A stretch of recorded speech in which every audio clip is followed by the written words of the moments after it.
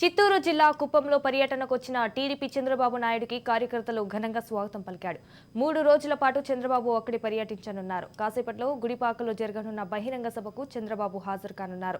కాగా చంద్రబాబుకు స్వాగతం పలికేందుకు టీడీపీ శ్రేణులు భారీగా తరలివచ్చారు. రైట్గా బహిరంగ సభలో చంద్రబాబు మాట్లాడుతున్నారు. లైవ్ లో చూద్దాం. 1,00,000 మందికి ఇచ్చి 10,000 ఇచ్చి 50,000 దోచేస్తున్నాడు. పెట్రోల్ ధర పెంచేయడం, ఫైన్ లేయడం, రోడ్లన్నీ అధ్వానంగా ఉండడం, దీంతో వాళ్ళ ఖర్చులు పెరిగిపోయి ఆటో డ్రైవర్లు కూడా దివాలా తీసే పరిస్థితికి వచ్చారు. నేను అందుకే ఒకటే చెప్తున్నాను, సుపరిపాలన తీసుకొస్తాను, నీ ఖర్చులు తగ్గిస్తాను, నీ ఆదాయం పెంచి మీ రుణం తీర్చుకునే బాధ్యత నాదని మీ అందరికీ హామీ ఇస్తున్నాను. ఎప్పుడు కూడా రాష్ట్రంలో సంపద సృష్టించాలి.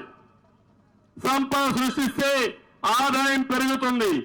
ఆదాయం పెరిగితే సంక్షేమ కార్యక్రమాలు శాశ్వతంగా ఇచ్చే అవకాశం ఉంటుంది. ఇప్పుడు సంక్షేమ కార్యక్రమాలంటే ఇవ్వాలంటే డబ్బులు కూడా లేవు. ఇప్పుడే మీరు చూశారు, అంగన్వాడీ టీచర్లంతా రోడ్డు మీద ఉన్నారు, చెత్త పారిశుద్ధ కార్మికులు రోడ్డు మీద ఉన్నారు, వాలంటీర్లు రోడ్డు మీద ఉన్నారు. ఇంకా అన్ని డిపార్ట్మెంట్లో చాలని జీతం వల్ల అందరూ రోడ్డు ఎక్కే పరిస్థితికి వచ్చారు.